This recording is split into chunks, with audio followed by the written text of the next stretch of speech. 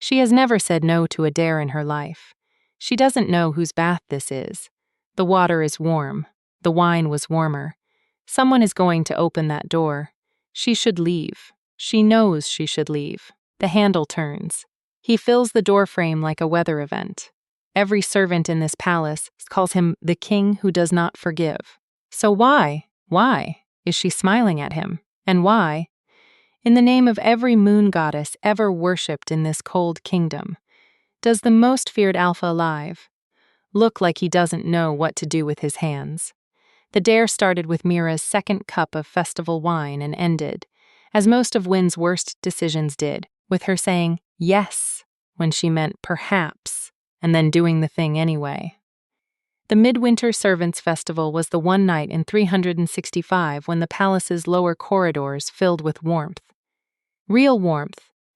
Braziers dragged into the undercity passageways. Musicians borrowed from the court's second-string ensemble. Spiced wine ladled into clay cups with a generosity that suggested whoever ordered the provisions had either been very kind or made a very large arithmetic error. The kitchen staff danced. The stable hands drank. The chambermaids, freed for one evening from their precise and invisible labor, let their hair down and their voices up, and grew bright-eyed and reckless in the way that only people who are always responsible can manage when briefly released from it. Win had been responsible since she was 9 years old, and her mother had taught her the most important rule of surviving in service. Keep your head down. Say yes. Cause no trouble. Disappear into the work. She had done this so faithfully for 14 years that she sometimes forgot she had a self at all. She was 23, and she was very good at her job, and she had never once been punished, which she was deeply proud of, and she had never once been noticed, which she did not let herself think about too carefully. She hummed when she was happy. Off-key, slightly, a half-step below wherever the melody actually lived, and she knew it was off and she didn't particularly care, which was the closest Win ever got to recklessness. Her hum was the only thing she'd never tried to correct. She was humming now. The tune was unidentifiable. The water was extraordinary. You cannot be in here. Mira's face had split into the kind of grin that exists only at the junction of delight and absolute horror. Win, that's the North Corridor. That's the King's Wing. Is it? Win had said, holding her cup. Those baths are. The water comes up from the thermal springs under the mountain. They pipe it through silver-lined channels. It's hot Win, properly hot all the time, and we aren't allowed. We're allowed one night, Win had said, which wasn't actually true, but was the kind of statement that sounds true when you've had 2 cups of the good spiced wine and your feet hurt from 14 hours of stone floors. Mira had grabbed Liz and Petra, and all 3 of them had pressed their faces together in the corridor outside the bathing chamber. A tangle of aprons and loose braids, and the dare had taken the form it always takes. I dare you. No, you wouldn't. I would, though. Prove it then. And Win had said the word yes in the way she always said it, without checking whether she actually meant it, and then she had been in the bath. She would say, in retrospect, that it had been worth it for approximately 4 minutes. The water was, she didn't have language for it. It wasn't the temperature, though the temperature was perfect, some exact mathematical point between too hot and not enough that she hadn't known existed. It was the softness of it. Like the water itself had been different water that had never touched anything rough, never run across stone that wasn't silver smooth. She had sunk into it up to her chin, and her bones, her perpetually aching cold stone floor bones, had made a sound like a sigh they'd been holding for years. The maids had shrieked and fled. She'd heard them, 3 pairs of quick feet and the whisper of apron strings, and she'd meant to follow. She had meant to. But then she'd had another small sip of the wine she'd carried in, and the steam had curled around her face, and the candles had made everything amber and close, and she'd closed her eyes for just. The door opened, not the soft, apologetic hesitation of a servant's knock, not a housekeeper's careful entrance. The door opened the way weather opens, fully, with authority, with the absolute certainty of something that has never once been required to wait. Wynn's eyes came open. Enormous was the word her mind offered first, and then immediately abandoned as insufficient. Drust, king of the Aldenmere territories, lord of the mountain reaches, he who holds the north. She had seen him exactly once before. At the autumn court assembly she'd been assigned to serve, and she had kept her eyes on the floor the entire time, because every senior servant had told her to keep her eyes on the floor. She'd seen his boots. She'd formed an impression of very large and exceptionally dangerous, and then looked away. She was not looking away now. He was 33 years old and built like the mountain the palace was carved into. Not court-soft, not ceremonially muscled, actually massive in the way of someone who had been a warrior before he was a king and had never quite stopped. His hair was dark and slightly damp at the ends, as though he'd already been somewhere wet this evening, and it curled just barely at his collar, in a way that seemed almost accidental, like his hair was doing something personal it hadn't cleared with the rest of him. His eyes, across the candlelit chamber, were the exact gray of the sky an hour before a thunderstorm. He was wearing a wool cloak that wanted to be simple and cost more than Wynn would earn in 5 years. He was staring at her. The silence was long enough for Wynn to take a complete accounting of her situation.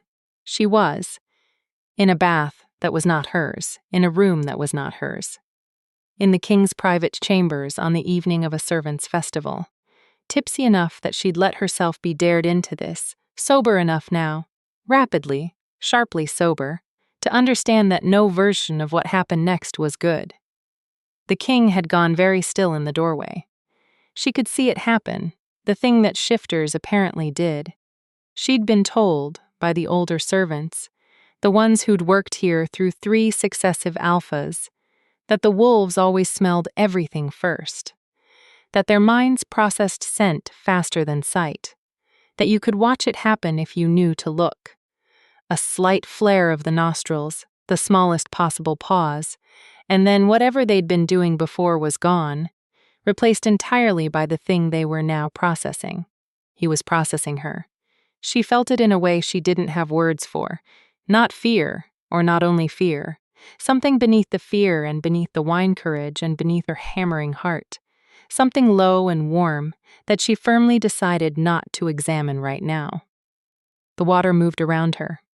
She was modestly submerged to the collarbone, but that did not feel like much protection with 300 pounds of Alpha King standing in the doorway and the thunderstorms, eyes cutting across the room and landing on her face with the precision of something very large that didn't actually need to move to be dangerous. He had a scar through his left eyebrow. She could see it clearly from here, white and old, cutting through the dark arch of it, splitting it. She didn't know why she noticed it. She noticed it. "You," he said, one word. The bass register of it moved through the water. It moved through her, actually, a low reverberation she felt in her sternum. "Me," she agreed. A pause. Not a hesitation. He didn't seem like a man who hesitated, but a genuine processing moment, like he was recalibrating something. "This is my chamber," he said. "I know." And then, because she had had enough wine, that the thing her mouth was going to do next, and the thing her brain was saying, "Absolutely do not do that. We're not in communication. The water is wonderful. You should get in." The silence that followed was the longest silence Wynn had ever personally created. She watched the thunder-gray eyes move from her face to the water and back to her face, and she watched something happen in them that she couldn't name. Not anger. Something more complicated than anger. His jaw had done something, not quite a tick, not quite a clench, just a single small movement. Like whatever he'd been expecting to feel when he opened this door was not what he was currently feeling.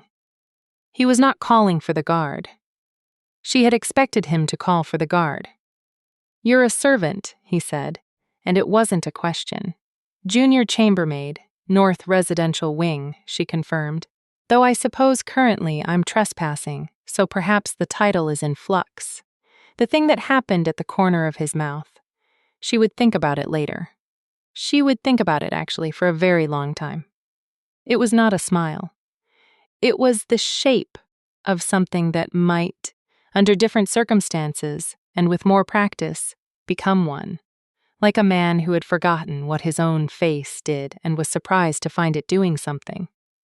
"You're going to be flogged," he said. His voice had not changed. It was still that low, controlled, deliberate thing, a voice that didn't need to raise itself because it had never once been ignored. "Probably," Wynne agreed. "Or I suppose you could get in and we could pretend this didn't happen." Another one of those long silences. "Get out of my bath," he said, "before I change my mind about what to do with you." He turned, the cloak swung, the candles moved in the displaced air, and he was gone. The door did not slam. It closed with the deliberate quiet of a man who had made a decision and was not certain it was the right one. Wynne sat in the extraordinary water for 3 more seconds. Then she climbed out, dried herself on the finest towel she'd ever touched, dressed with hands that were not quite steady, and walked out of the king's chambers and back down to the festival. She didn't sleep that night. Not because she was afraid. Though she was, in a background hum sort of way. The way you're afraid of a storm you can see on the horizon. She didn't sleep because of the smell. She'd noticed it when he'd been in the doorway, that low reverberation of it beneath everything else. Pine and something mineral, cold stone warmed from inside, a dark smoke edge like a fire that's been burning a long time. She'd been immersed in a chamber full of it. And now, back in her narrow bunk in the Undercity dormitory, surrounded by the familiar smell of lye, soap, and old stone, and the chamomile and boot polish smell of 40 sleeping women, her body was doing something ungovernable and strange, like an instrument that had been played in a key it had never been played in, and was still vibrating. She told herself it was the wine. She almost believed it. The summons came at dawn. Not a guard. She'd expected a guard, had spent the early gray hours rehearsing her defense. She would take all the blame. The maids had nothing to do with it. She'd wandered in alone. But housekeeper Aldith herself, the woman who ran the North Wing, with the quiet and efficient authority of someone who had never once lost her composure and intended to maintain this record until death. Aldith was 60 years old and had the bearing of a very clean weapon. She was not angry, which was somehow worse. "The king has summoned you," Aldith said. Her face communicated nothing. Her voice communicated nothing. This was more frightening than any expression. "I would like to take full responsibility," Wynne said immediately. "For last night, the other girls had nothing to do with it. I went in alone. I was foolish, and I take complete. The king," Aldith said, "has summoned you to his study. Not the Great Hall. Not the disciplinary chamber. His study, I suggest," she added. And for just a moment something moved behind her composed face. Something that might have been bafflement. "That you tidy your hair." Wynne tidied her hair. She didn't know what it meant that it wasn't the disciplinary chamber. Nothing about last night made sense, which meant nothing about this morning was going to make sense either, and the only plan she had was the one she'd been executing since childhood. Say yes. Take the blame, make it easy for everyone, disappear back into the work. She smelled him before she reached the study. That was the worst part, or the strangest part, the part she had no framework for. The corridor of the king's private wing, the one that led from the grand staircase to the heavy oak door of his study, was full of his scent, and her body reacted before her mind had a chance to weigh in. A warmth that had nothing to do with the corridor's temperature. A pulling, like a tide under her skin, not entirely unpleasant and entirely involuntary. She stopped walking for a moment. She put one hand on the stone's wall. "This is not relevant," she told herself. "You are about to be sacked or worse. This is not relevant." She knocked. "Come in." The study was, not what she'd expected. She'd expected severity, antlers and weaponry and the accumulated visual rhetoric of dominance. There were weapons, yes, a rack of them along one wall, maintained and used, not decorative. But there were also books. An extraordinary number of books, the shelves built into the stone itself, floor to ceiling, filled with a density that suggested an actual reader, and not a man building an impression. There was a fire. There was a desk covered in correspondence. There was a hound asleep on the hearthrug, enormous and gray-muzzled, twitching in a dream. Drust was standing at the window. His back was to her. She noticed, because she was apparently cataloging every unnecessary detail, that his shoulders were very wide, and that the gray morning light came through the window and lay across them in a way that was. She stopped this thought firmly. "Close the door," he said. She closed the door.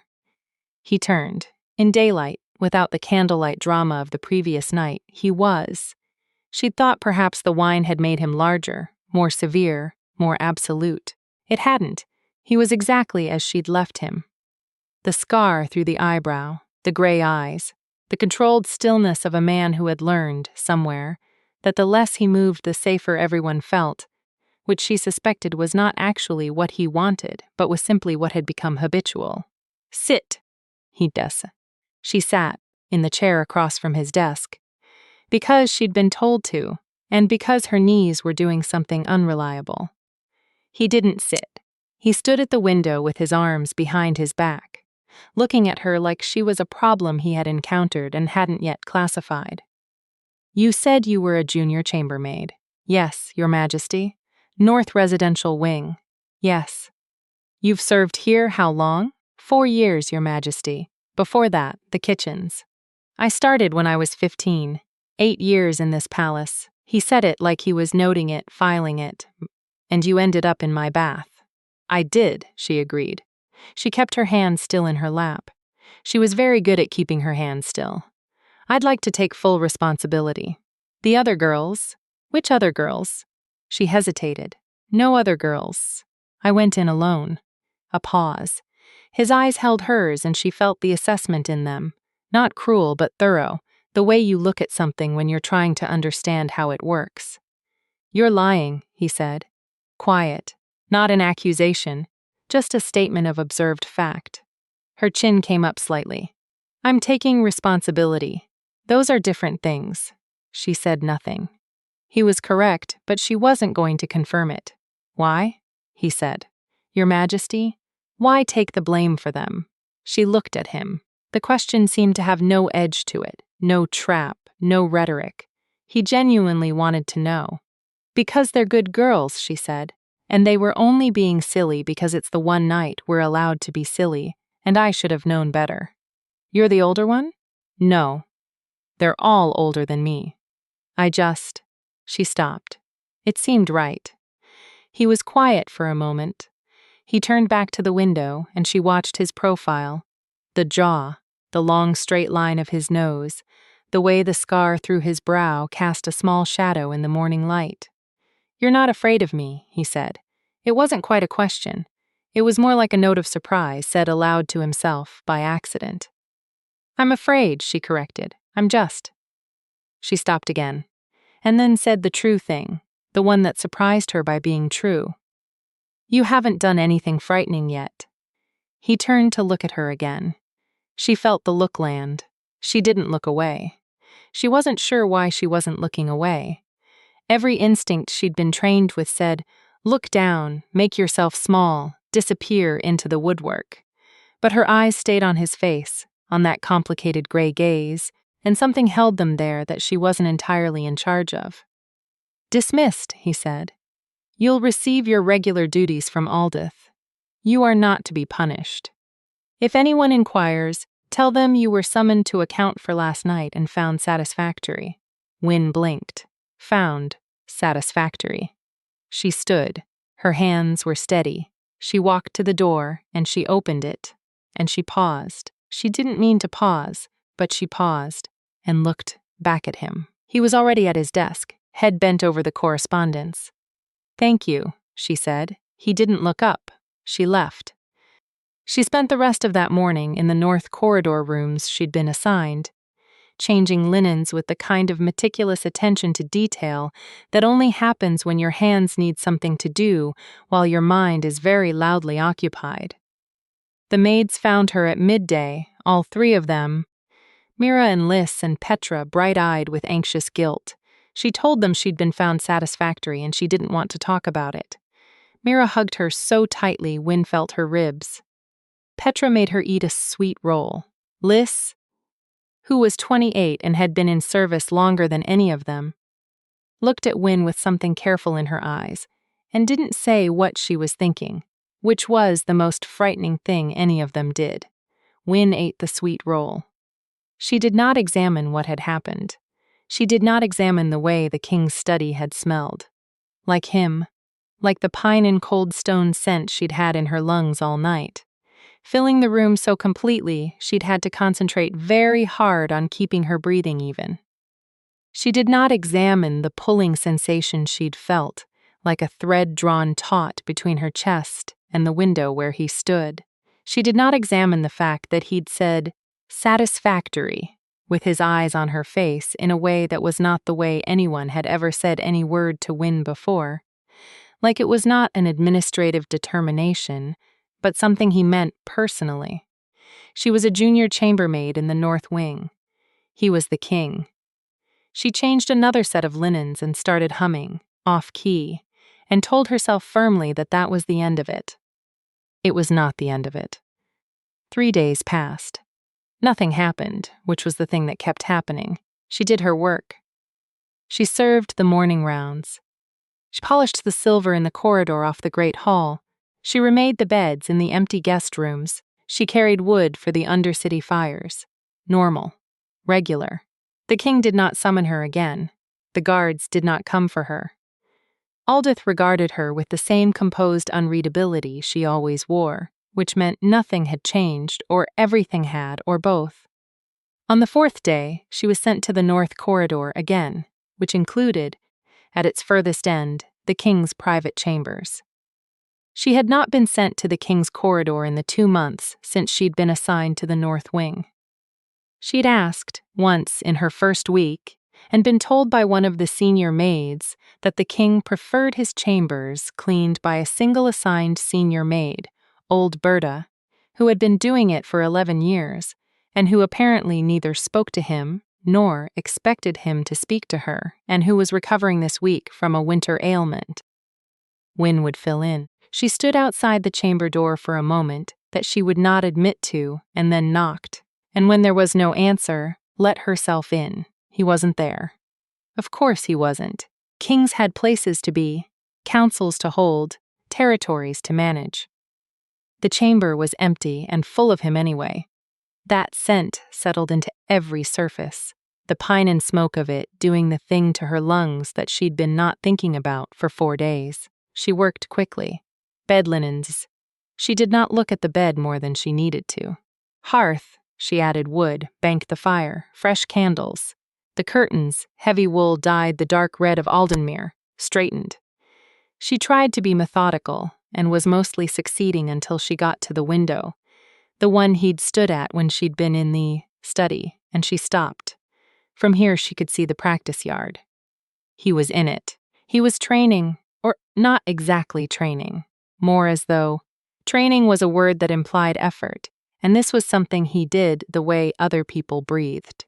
2 of the king's guard, large men in armor, were working with him, and the 3 of them moved through patterns she didn't have names for. Strike and counter, the thud of impact audible even through the glass. He was bare to the waist in temperatures that her fingers ached in, and she understood viscerally why the mountain was afraid of this man. It was not just the size of him, though the size was considerable. It was the control, the way every movement was precisely what it needed to be. The way he pulled a strike at the last possible moment, not because he couldn't land it, but because he was choosing, always, to hold something in reserve.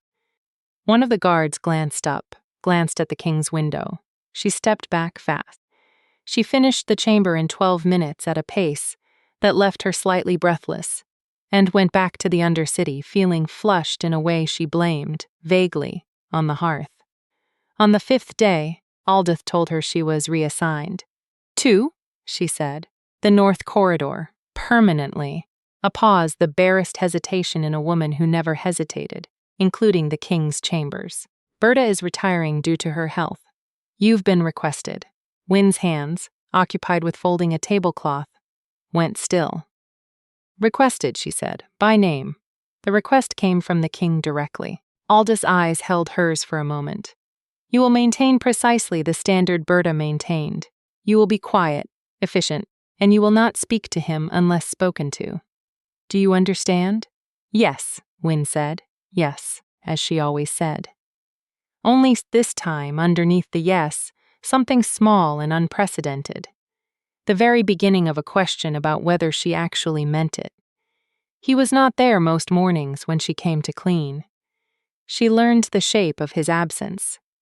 The half-drunk cup of something on the desk that meant an early council. The indentation in the chair by the fire that meant he'd read late.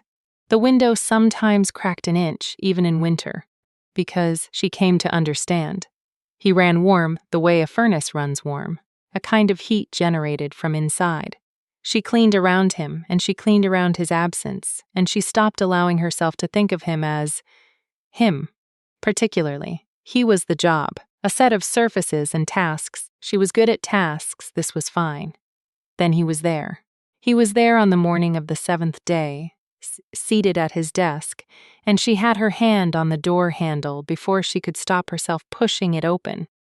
And then she was in the room before she could stop herself crossing the threshold, and there was a moment where she considered backing out quietly and pretending this hadn't happened.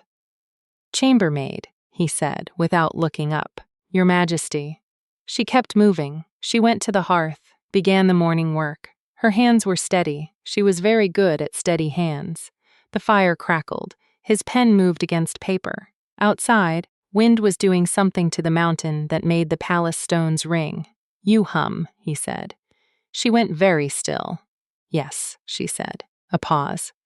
"You were doing it just now, under your breath." He was still writing. "You're slightly off pitch." "I know," she said. "I thought Berta was being replaced by someone trained." She turned to look at him before she thought about it. "I'm very well trained. In chambermaiding." "The humming is," she stopped. "Involuntary?" he said, and that corner of his mouth did the thing again, the thing that wasn't quite a smile. Apparently, he looked back at his papers. She looked back at the hearth. She did not hum for the rest of the morning, which required a concentration she usually applied to harder things. When she was finished and moving for the door, he said, without looking up, "What do you hum?" She stopped. Her hand was on the door. "I don't know," she said. "It's never anything specific. It's just the sound my throat makes when I'm not thinking about it." Silence. "Good morning." "Chambermaid," he said. "Good morning, Your Majesty." She went into the corridor and stood there for a moment, her back against the stone, listening to her own heartbeat. Something, she thought, had shifted. She didn't know what. She didn't know why it felt like the first intake of breath before a long, cold plunge. She knew, with the deeply practical certainty of a woman who had survived 8 years in a palace by understanding the shape of things, that the safest course of action was to keep her head down and say yes and disappear back into the work. She knew this. She went back to her other duties, and the thread that she was pretending didn't exist pulled, gently, the whole way down. 2 weeks after the bath, he had taken to speaking to her. Not always, not as a habit, not as an announcement, but in the small margins of the morning work, the way you say something when you're slightly less defended than usual. When someone has been in the room long enough that you've stopped performing at them. She had learned. He took his morning drink black and too hot. The way something burned is better than something tepid. He read until very late, more philosophy than strategy, which surprised her. He answered correspondence in batches, and she could tell from the set of his shoulders when the letters were from the Western Territories. because something in him went very flat and controlled in a way that the rest of him wasn't. He had the hound, the gray-muzzled one from the study, whose name was apparently Culm, and Culm adored him with the uncomplicated devotion of a creature who had never once been required to be afraid. She had learned something else, too, that she was not the only one paying attention. She'd caught him watching her, a handful of times. Not the assessed and catalogued look of the first morning. Something quieter. Something that moved away quickly when she turned toward it.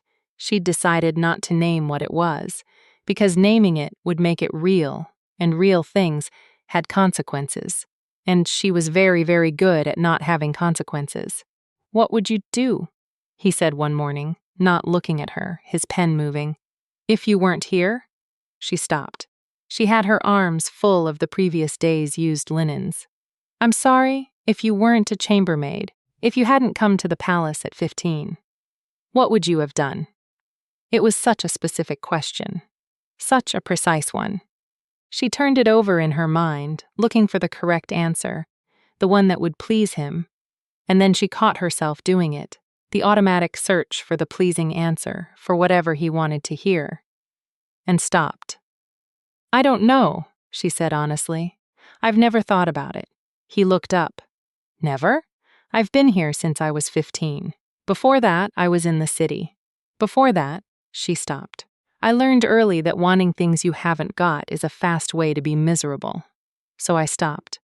He looked at her for a long moment, that gray gaze, steady and complicated.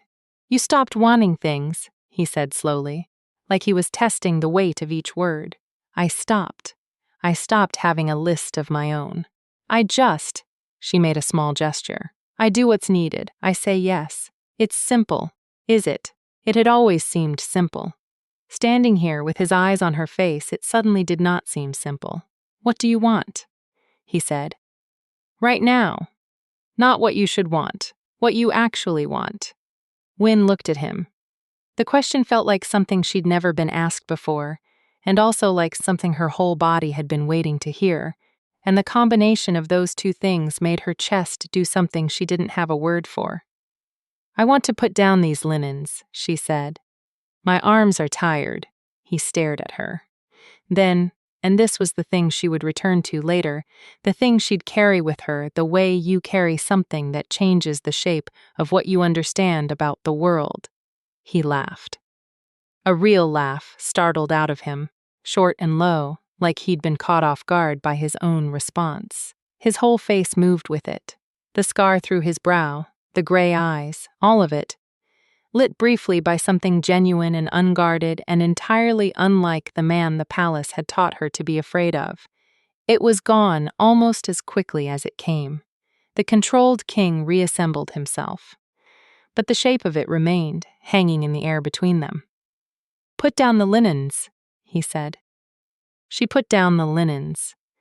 She went home to the Undercity that evening and told absolutely nobody what had happened, because she didn't have words for it, and she lay in her bunk and stared at the stone ceiling and thought about that laugh. The surprised quality of it. The way it had moved through him like something he hadn't been expecting, something that had arrived before he could manage it. She thought, he doesn't do that often.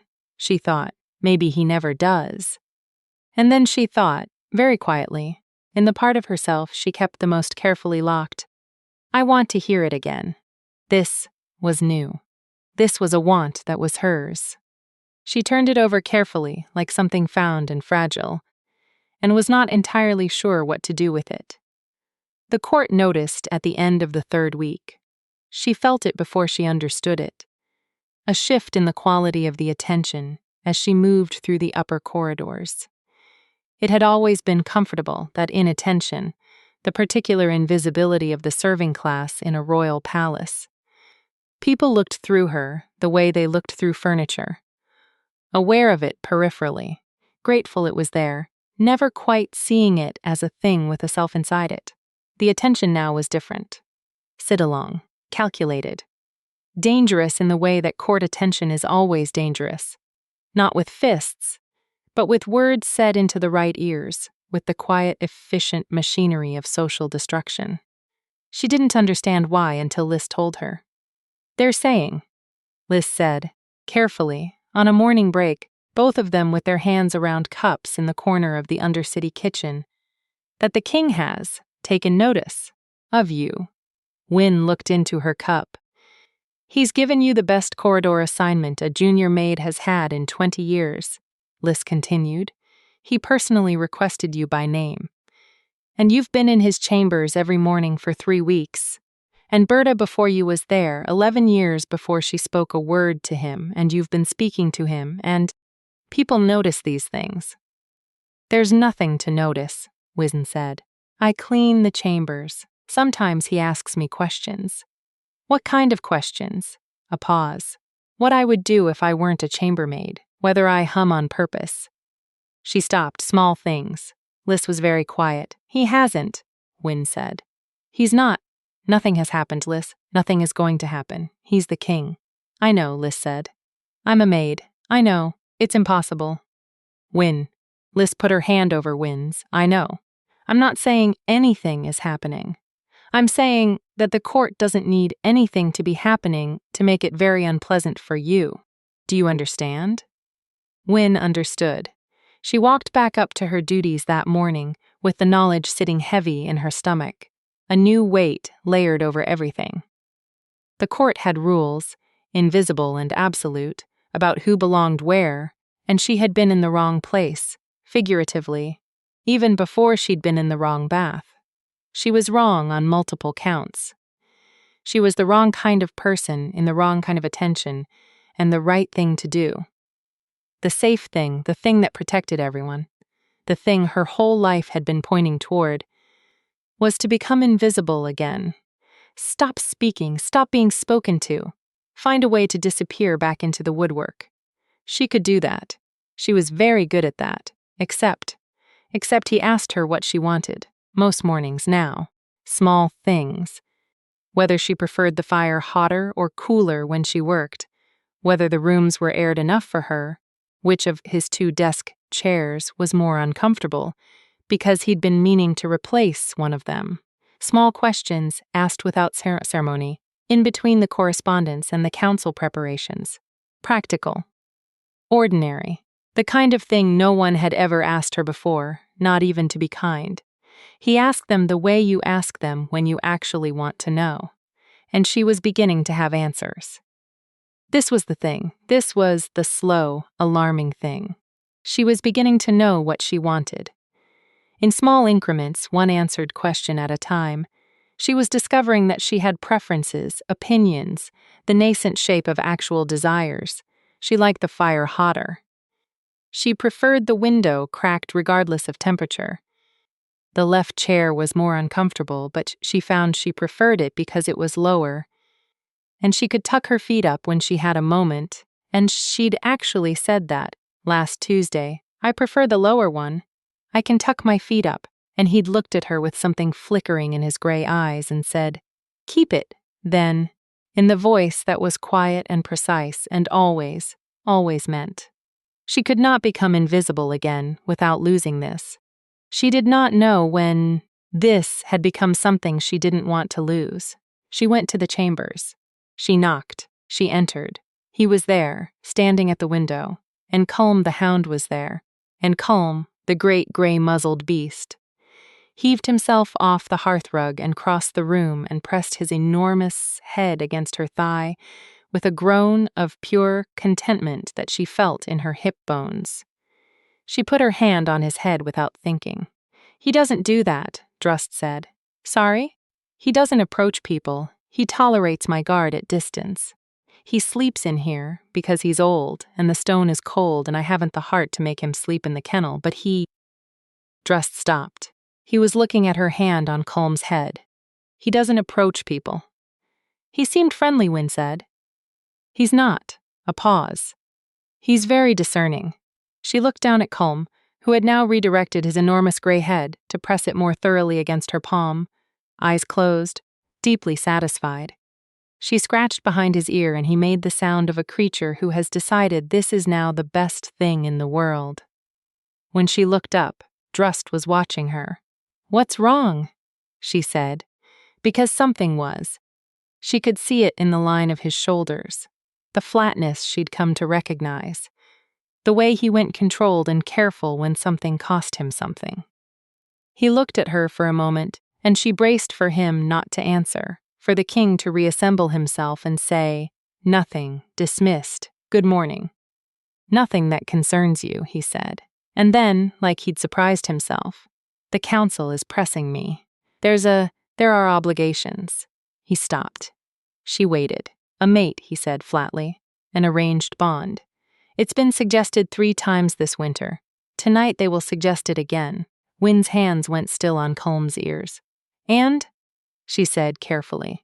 "And I have said no 3 times. His jaw did the small movement she'd learned to read. "They find this unreasonable. I find their preference for my unreasonable, their word, more unreasonable. I cannot explain to them why I find the arrangements." He stopped again. She looked at him. "Why do you?"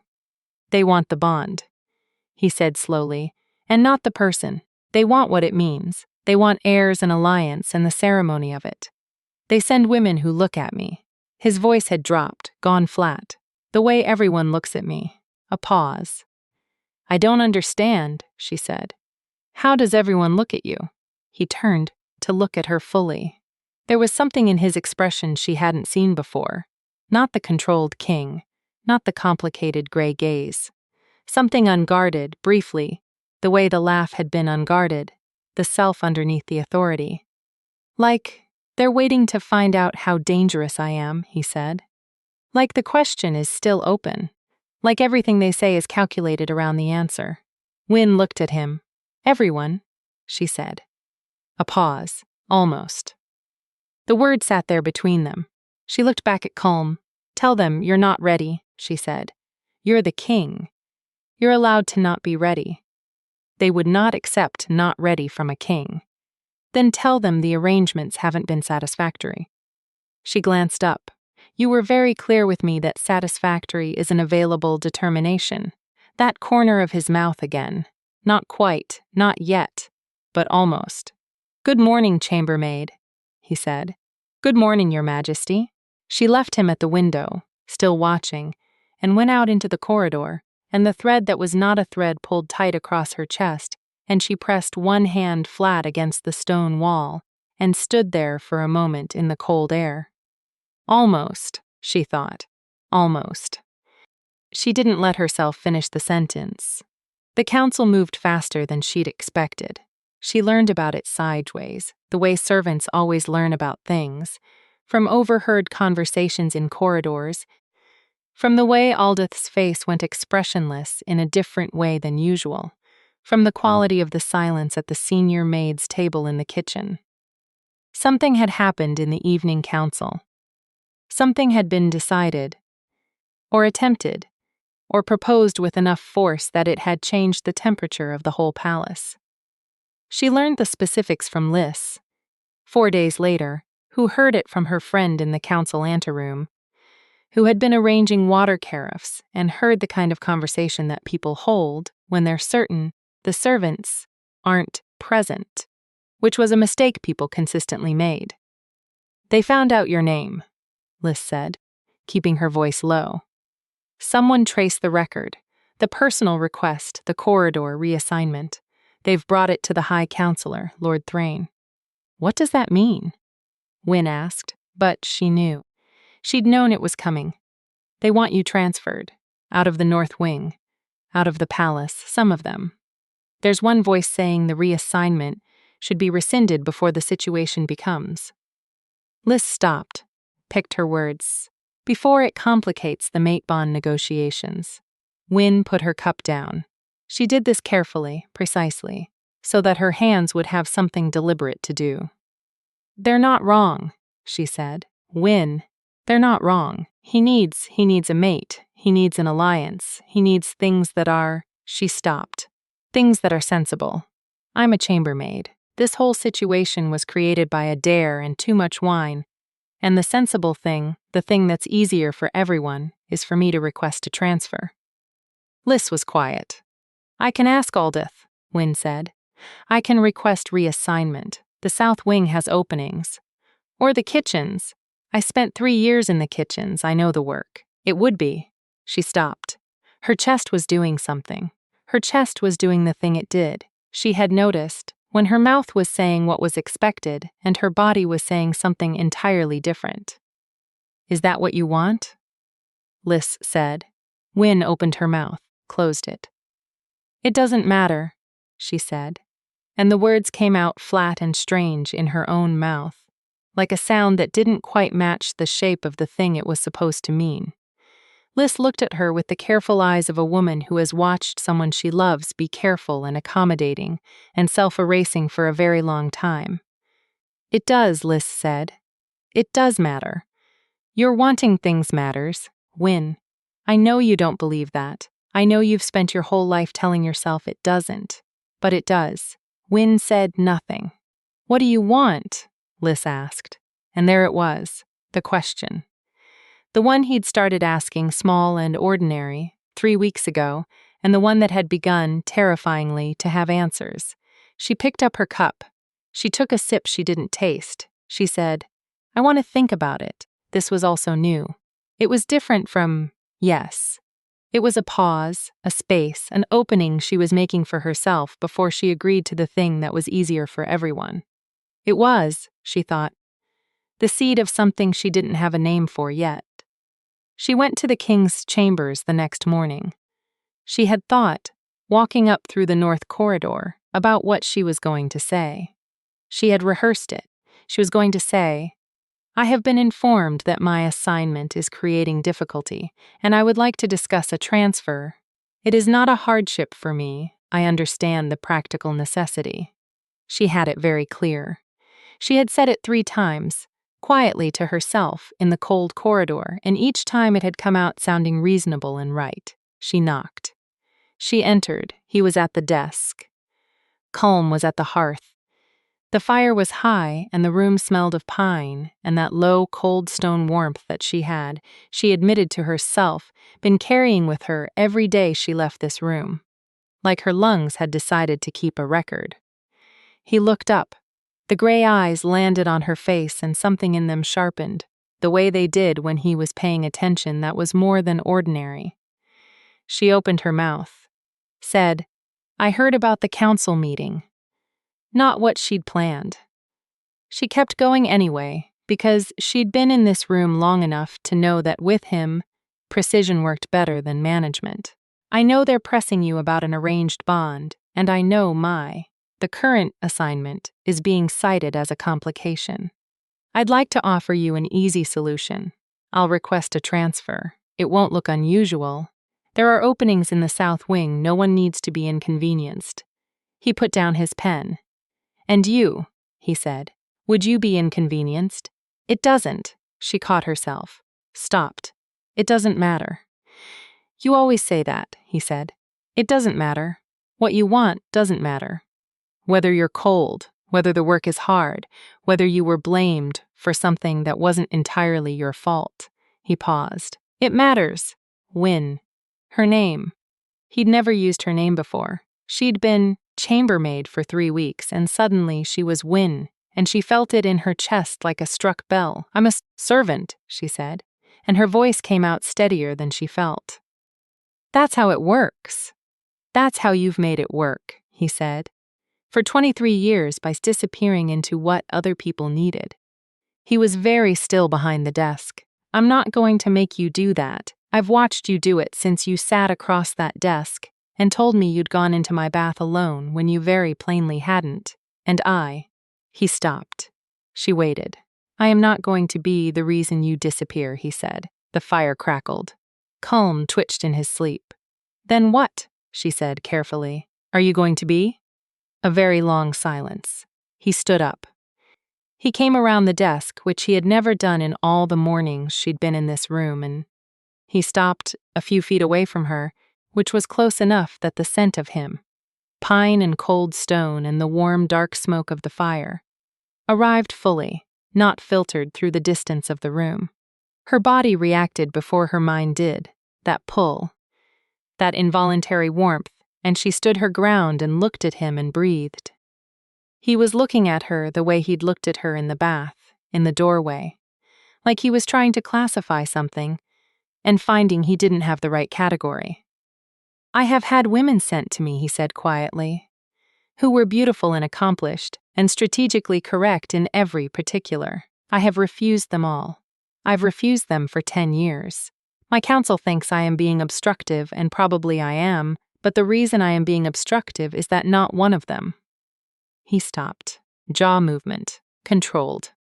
Starting again, "Not one of them has ever looked at me and seen a man first. They see what I am, the title, the territory, the threat." His voice dropped a tone. "You climbed into my bath and told me I should join you." Wynne pressed her lips together. "I was drunk," she said. "I know." Almost a smile. "You were also not afraid. And you have been in this room every morning for 3 weeks. And you have not once looked at me like you're waiting for me to decide whether to be dangerous." He paused. "You look at me like I'm a person." The silence that followed was not empty. It was very full. "You are a person," she said. "Yes," he said, "I know. But it has been." He stopped again. This stopping and starting, she understood it now. He was careful with words in the way that someone is careful with something that has, historically, not been safe. "It has been a long time since anyone reminded me." Her chest ached. That was the only word. It ached, a clean, sharp ache, like cold water on a sore place. "I'm not an easy problem to solve," she said carefully. "Your counsel wants a politically advantageous mate. I have no territory, no alliances, no family name. I clean chambers for a living." She looked at him steadily. "Even if you wanted, even if there was something to want, the practical difficulties would be—" "I'm aware of the practical difficulties," he said. "I just—" Wynne, her name again. She was going to have to get used to that. "Do you want to transfer to the South Wing?" She opened her mouth, closed it. Her heart was making quite a lot of noise. The thread that she'd been pretending for weeks wasn't there had gone taut, and she could feel it everywhere, in her hands, in her lungs, in the soles of her feet on the cold stone floor. "No," she said. The word came out quiet and exact and entirely hers, and she was so surprised by it that she said it again. "No, I don't want to." It was the first time she had said no to something she'd been invited to make easy. It felt like breathing after a long time of very careful not breathing. He looked at her. Something in his face had gone open, briefly, in that unguarded way, the way the laugh had been, and this was the same thing. She thought, the same startled quality of someone who has been handed something they weren't sure still existed, like he'd stopped believing it was possible, and then it arrived anyway. "Stay," he said, "if you want to. That's the only condition." She looked at him. "Yes," she said, "and this one, she meant." The court was not silent about it. In the days that followed, the machinery that she'd felt watching her before became fully operational. And it was thorough, and it was efficient, and it had sharp edges. She felt it in the way conversations stopped when she entered certain corridors. In the way certain senior servants looked through her where they'd looked at her before. In the summons, 3 days after her conversation with the king, to Lord Thrain's anteroom. Thrain was 60 years old and had the face of a man who had been managing this kingdom through 2 successive alpha kings and believed, with the quiet certainty of the very powerful, that he would be managing it through a third. He was not cruel. He was, in many ways, kind, the way that people are kind when kindness is the most efficient form of control. He had silver hair and a very good posture, and he offered her a seat and a cup of tea with genuine courtesy. "You understand," he said, "why I've asked you here." "Yes," she said, one of her automatic yeses. And then, "I think so. You are an exceptionally capable young woman," he said, with the practiced ease of someone who has given many versions of this speech. "Competent, discreet. You've served this palace well. No one is disputing your value. What I want to impress upon you is that your position here, the particular attention you've received, creates difficulties that extend well beyond the obvious ones. She waited. "The king," Thrain said, choosing words with the care of a man who knew exactly what he was doing, "is in a period of critical political vulnerability. The Northern Territories need stability. The mate bond negotiations are delicate. The introduction of complicating variables." A pause, however innocently intended, could have consequences that neither of us would want. "You want me to disappear," she said. A slight pause. He hadn't expected directness. "I want you to consider your situation carefully." "I have," she said. "And?" She looked at him across the desk. Thrain, who had managed 2 kings. Who managed this one, she suspected, with the same efficient courtesy with which he was currently managing her. Who had sent politically suitable women to an alpha who didn't want them, and who was now looking at a junior chambermaid who'd climbed into the wrong bath and offering her very reasonable tea, while telling her, with perfect politeness, to vanish. "My situation," she said, "is that I've been invited to stay by the king, and I said yes, which I said because I wanted to. Not because someone asked me. Not because it was easier, because I wanted to." Thrain looked at her. She felt the strange, vertiginous sensation of having just been more honest than she'd meant to be, of having said a true thing so directly that the air in the room changed. "And if I asked you to transfer?" Thrain said. "For the good of the palace, for political stability, for the benefit of everyone involved, yourself included." She knew what would happen if she said yes. The path of yes was very clear. She would be reassigned quietly, and the court would settle, and the king would be presented with more suitable candidates, and she would go back to the South Wing and the familiar invisible work, and she would be fine. She had been fine for 23 years. Fine was very safe. She also knew, sitting in this chair, what it would cost her. The specific texture of the loss. The morning room and the fire, and the questions that had started teaching her, she had answers. The startled laugh. The gray eyes landing on her face like she was a person worth looking at. "No," she said. The word came out clean. "I'm sorry?" "No," she said again, and the second time it was easier. "I won't request a transfer. If the king decides to rescind my assignment, I'll go. But I won't make that decision for him to make it easier." She paused. "With respect, my lord." Thrain looked at her for a long moment. She couldn't read what was behind his eyes. It was not anger, exactly. More like the look of a man who has encountered an anomaly in a system he believed he understood. "You understand," he said slowly. "What you're choosing." "I'm starting to," she said. She stood. She placed her cup on the desk with care. She walked to the door, and she paused because she had begun lately to allow herself pauses. "The tea was very good," she said. "Thank you."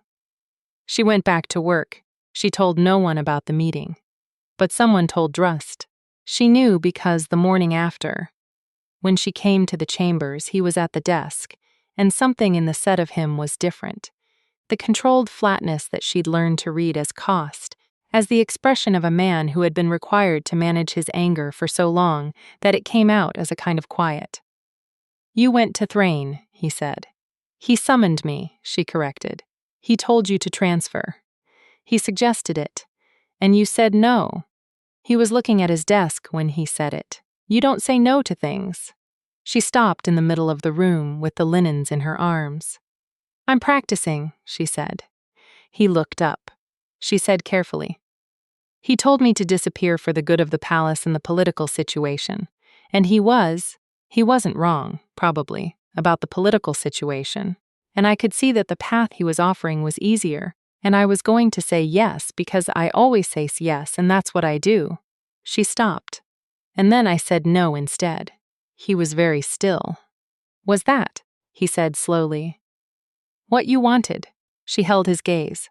The thread, the impossible taut thing she'd been carrying for weeks, pulled. "Yes," she said. This time it sounded like its own answer, and not like agreement. Like a thing she was choosing on purpose, with full knowledge of what it meant. He stood up. He came around the desk. He kept doing this, crossing the room, The thing he hadn't done for the first 3 weeks, and now did as if proximity was something he was owed, or needed, or couldn't stop himself toward. He stopped in front of her, closer than protocol. Closer than was reasonable for any version of this situation that made sense. And she could smell him and feel the warmth that came off of him, like the mountain itself was warm from inside. And she could not look away. "I want to tell you something," he said. "And I want you to hear it as a thing I'm saying, not a command. Not because you owe me agreement." She nodded. "I don't want you to go," he said. "I have wanted very few things in the last 10 years that were not about territory or strategy. You are the jaw." The small movement. Starting again, "You walked into my bath and told me I should get in.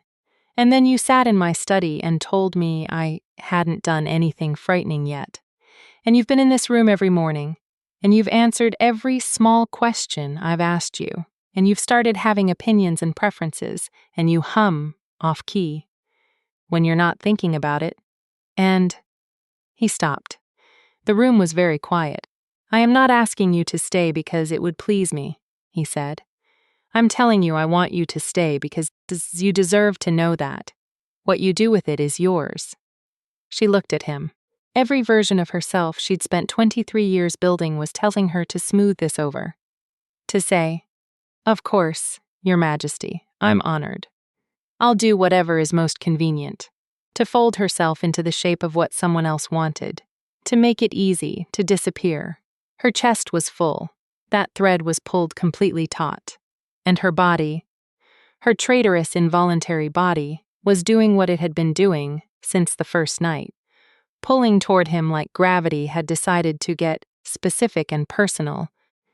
Like her lungs had decided his scent was the baseline they compared everything else to. Like her hands were aware of his hands, and the space between them was something they had opinions about. "You asked me," she said slowly, "what I would do if I weren't here. I said I didn't know. I said I'd stopped wanting things." He was very still. "I want to stay," she said. The words were very quiet. They were also entirely, absolutely hers, not the automatic yes, not the easing of discomfort, not the smoothing over of a situation to make everyone's life easier.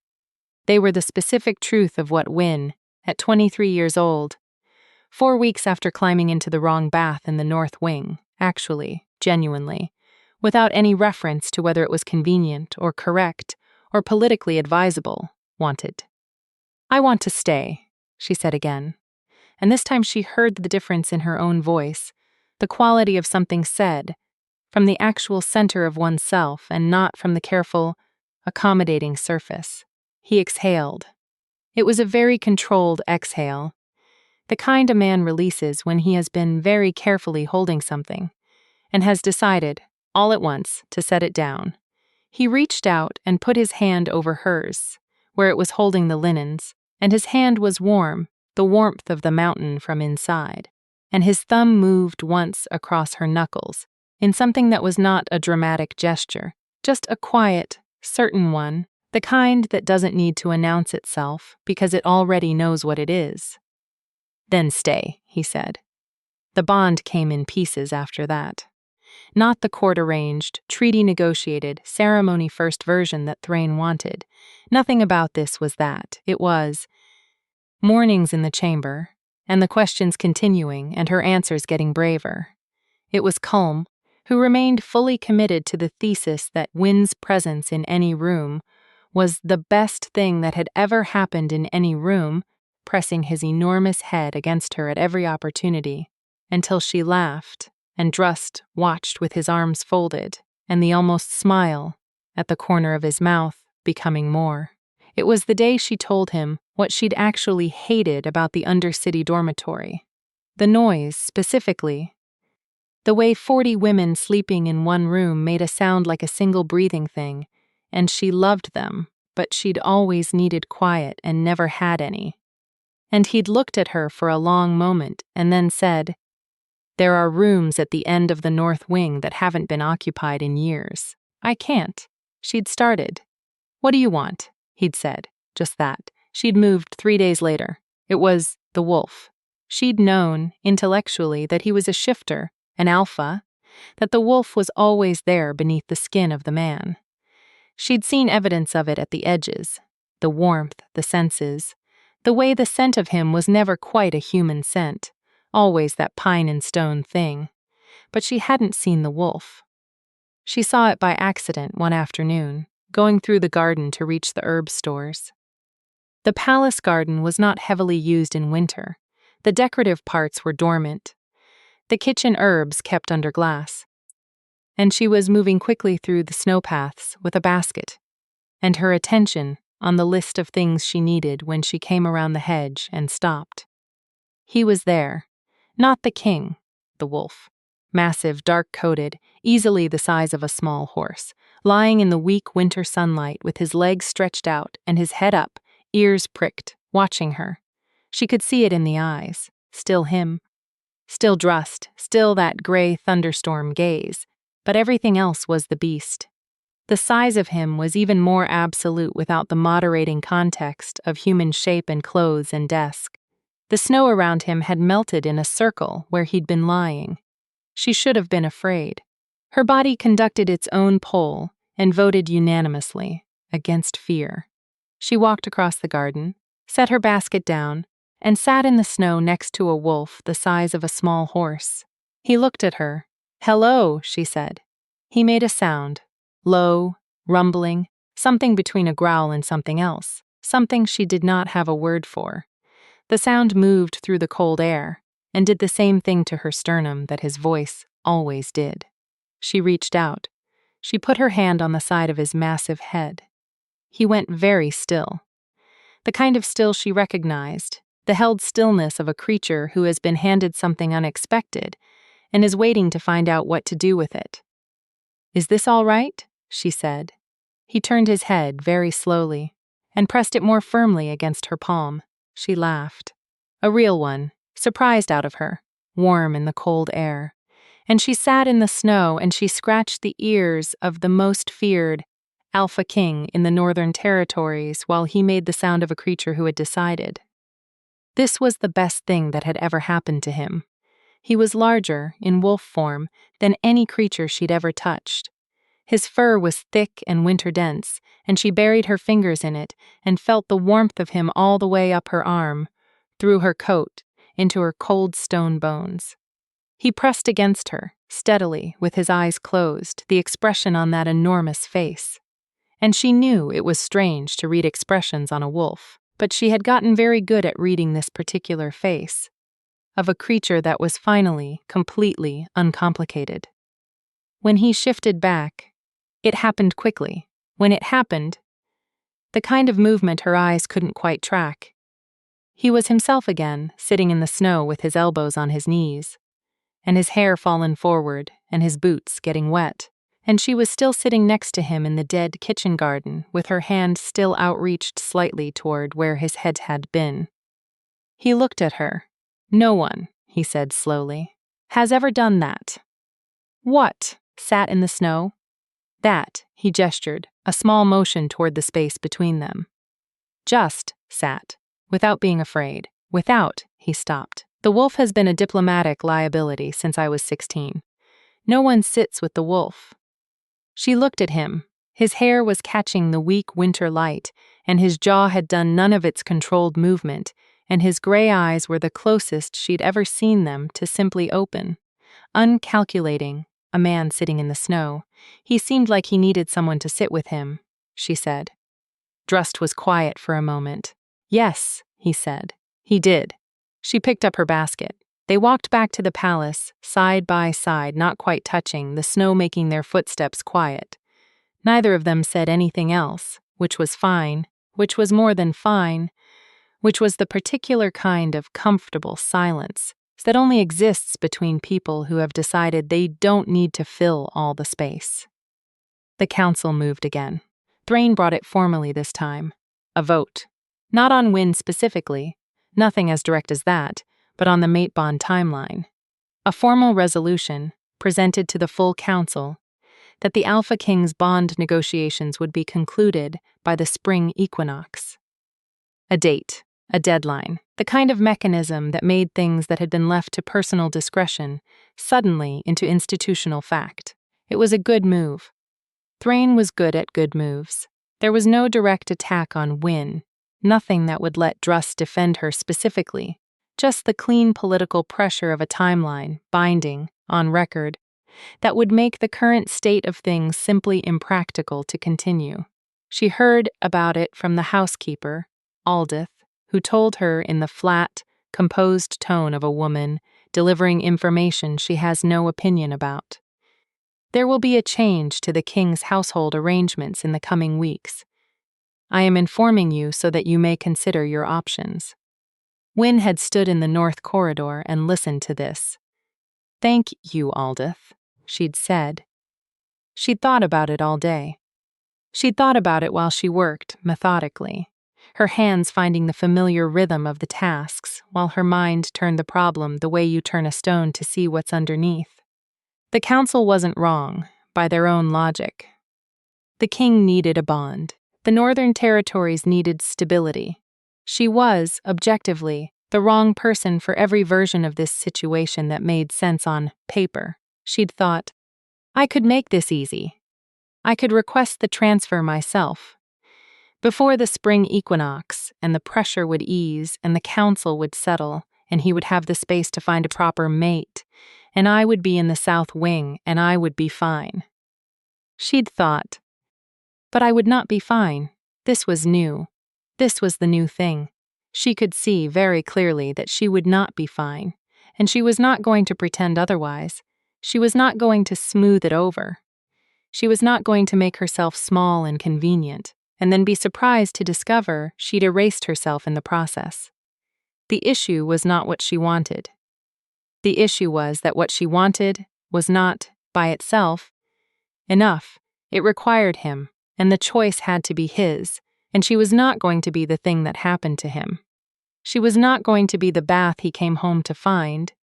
Sweet and comfortable, and easily explained as a circumstance, she needed it to be a choice. She went to his chambers the next morning. He was at the desk, and he looked up when she came in, and she could see immediately that he already knew. The flatness, the control, something that was very close to the expression he wore when the correspondents from the Western Territories arrived. I heard, she said. Yes, what are you going to do? He was quiet for a moment. Fight it. That could make things worse for you, politically. Probably. I'm not worth a political crisis, she said. She said it not to be self-effacing, but because she needed to say the whole of it, all the way through, without stopping. I'm a junior chambermaid from the Undercity. I have no family, no territory, no alliances. Everything your council is telling you is practically correct. He looked at her steadily. And, he said, and I want to stay. The word coming easier now, cleaner each time. I want to stay, and I'm not going to pretend I don't. But I need you to know, I need to be sure, that if you fight this, it's because you're choosing it. Not because I'm comfortable. Not because I'm convenient. Not because I was in your bath, and that's where this started, and it would be strange to end it. She looked at him directly. I need to know you're choosing this the same way I'm choosing it, not because it's easier. Because you want it. He stood up. He crossed the room, that decisive, no hesitation crossing, the movement of a man who has finished weighing something and has arrived at a conclusion. And he stood in front of her, and the warmth of him was immediate, and the scent of him was everywhere, and her body conducted its own vote, and the result was unanimous and overwhelming. I have refused, he said quietly, 11 arranged bonds, in 10 years. I have been called obstructive, unreasonable. My counsel has suggested, variously, that I am grieving something, avoiding something, afraid of something. He paused. The true answer, which I have not said to anyone, is that none of them were real. None of them were. None of them walked into a room and smelled like themselves. None of them said a true thing without calculating it first. None of them told me I hadn't done anything frightening yet. His voice had dropped. None of them sat in the snow with my wolf. Wynne looked at him. I am choosing this, he said. If you want the plain words, I am choosing you, not the circumstance, not the convenience. You, specifically as you are, with the off-key humming and the tendency to take everyone else's blame and the way you are learning to say what you want. He paused. I want to watch you learn that, for a very long time. The room was very quiet. Calm at the hearth made a small sound in his sleep. She felt the bond, she felt it, actually felt it. The thing the older servants had described and she had never thought would apply to her. The fated mate thing she'd assumed was for people who mattered more than she did. A warmth, low and certain, threading through her chest and settling there like something that had been looking for exactly this place and had found it at last. Ask me, she said. He blinked. Ask me, she said again. What I want, one more time. He looked at her, and something in his expression moved in the way she'd come to love, the way the controlled king made room for the actual man. What do you want? He said. She reached out and put her hand on his chest, flat palm, the way she'd put her hand on the wolf's head in the snow, without ceremony, just the sure and simple placement of something that belongs where it's being put. This, she said. He put his hand over hers. Neither of them moved for a long moment. Outside, the mountain wind was doing something to the stones that sounded like the palace itself settling. Inside, the fire was warm and Calm was asleep, and the candles were at the place in their burning where the light goes gold and soft. There will be, he said eventually, considerable difficulty. Yes, she said, the council, the court. The political situation is, I know, you'll be looked at, assessed. Some of it will be unkind. She thought about Thrain's office, the polite tea, the invitation to disappear. She thought about 23 years of disappearing, of saying yes when she meant something else entirely, of making her wants small and inconvenient and finally non-existent. I know, she said. I'm not going to disappear. The almost smile. The full one, this time. The one that took his whole face and rearranged it, the scar through the brow and the gray eyes and everything, into something that she thought, looking at it for the first time at full wattage, was the most honest thing she'd ever been allowed to see. No, he said. You're not.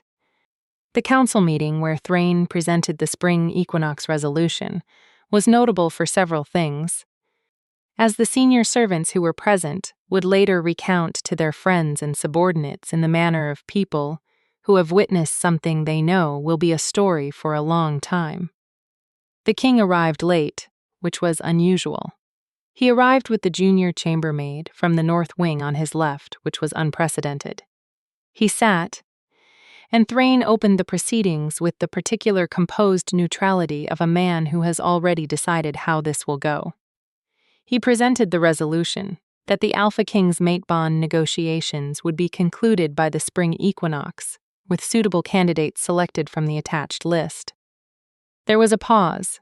The king said, no, one word, in the voice that didn't need to be louder because it had never once been ignored.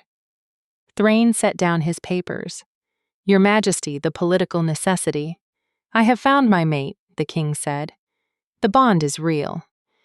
It will be announced formally at the spring feast. He looked around the table with the gray eyes that were not quite threatening, but were absolutely certain.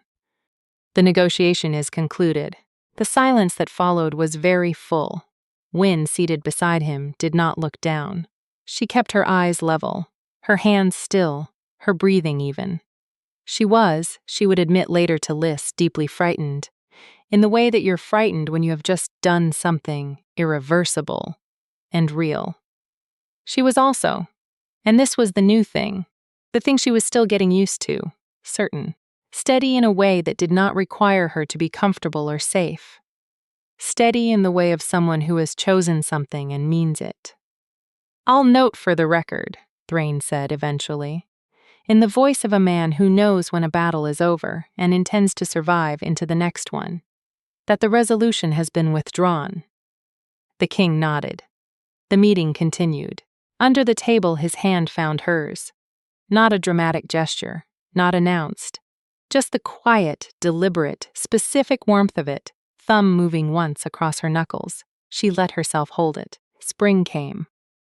The way spring comes to mountain palaces, slowly, and then all at once, snow retreating up the high slopes and the lower gardens going muddy and green, the light changing quality, the air gaining the particular warm-cold mixture of a season that is arriving without fully committing yet.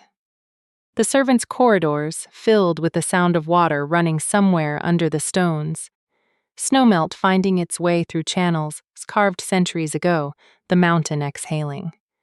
Wynne stood at the window of the room at the end of the north wing, her room, which she still found slightly impossible to think of as hers, and watched the garden emerge from winter.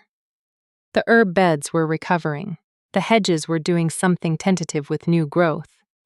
Culm was in the garden below, moving with the deliberate gait of an old dog who has decided that spring is worth the effort of investigating. She heard the door. He came to stand behind her, close enough that the warmth of him arrived before he did. That pine and warm stone scent that she'd been carrying in her lungs for 4 months now, that her body had decided was the baseline, the thing everything else was measured against. "What do you want for the feast?" he said. "There will be choices. Aldith will come to you with options, and you should tell her what you want." She smiled at the window. "I want," she said, "for Mira and Liz and Petra to be at the table, not serving, seated." A pause. "Done. I want the sweet rolls from the Undercity kitchen, not the court pastry chef's version. Also done. And I want the fire hotter than it usually is at these things. Court gatherings always run cold." He put his hands on her shoulders, from behind, and she felt the warmth of them through the fabric of her dress, and she closed her eyes for a moment with the garden below and the spring light coming through the glass. "Wynne," he said. "Yes. You know you can ask for larger things." She thought about it. The woman who had come to this palace at 15, who had learned to want nothing, who had said yes for 23 years, without checking whether she meant it. The woman who had climbed into the wrong bath on a dare, because she hadn't learned yet that her own recklessness could lead to something true. "I know," she said. "You're learning. I'm learning." His hands moved, slightly, on her shoulders, that quiet, certain warmth. She thought about all the things she'd said no to this spring, and the ones she'd said yes to, and the difference in how each one sat in her chest, the weight and texture of them. "Ask me," she said, "one more time." She felt him smile. She felt it, somehow the particular quality of his attention changing. "What do you want?" he said. She turned to face him. The gray eyes, the scar through the brow, the almost smile. That was the actual smile now. The face of the man the kingdom was afraid of, and who went uncomplicated and soft, for one off-key humming woman who had told him once that he hadn't done anything frightening yet. "I want this," she said, "all of it. However complicated and politically inadvisable and ridiculous. I want the room at the end of the north wing, and the fire, and calm on the hearthrug, and the questions in the morning, and the answers I'm still figuring out." He was very still in the way he was still when something landed somewhere real. "I want you to keep asking," she said. "Every day, even when I know the answer." "Why?" She looked at him. "Because I spent 23 years forgetting I had answers," she said. "And I want someone to remember that I do." He reached out and tucked a piece of her hair back from her face, the lightest possible touch, his finger barely grazing her cheek, the kind of gesture a man makes when he has been very careful with something for a long time and has decided to stop being only careful. "I'll remember," he said. The garden below was warming. Culm had found a patch of early sun and lowered himself into it with the sigh of a creature who has earned his rest. Somewhere in the Undercity, very faintly, someone was playing a fiddle. The seasonal string ensemble, setting up early for the spring preparations, carrying up through the palace stones. She leaned her head against his chest. He put his arms around her. Outside, the mountain went on being the mountain, cold and old and vast beyond imagining, and inside, the fire was exactly as hot as she'd asked for it, and she hummed. Off-key, slightly, a half step below wherever the melody actually lived, the sound her throat made when she wasn't thinking about it, which was to say, when she was exactly where she wanted to be. He felt it through his chest where she was leaning against him. He said nothing. He held her a little closer. Thank you for spending this time with Win and Drust. For following a girl who had forgotten she was allowed to want things all the way to the moment she remembered. If this story settled somewhere warm in you, if you stayed for the bath and lingered for the snow garden, and the wolf, who needed someone to sit with him, come back. There are more stories here, more women finding their way to the men who needed to be softened by them, more fated things arriving exactly the wrong way at exactly the right moment. Stay close. The next one is already waiting.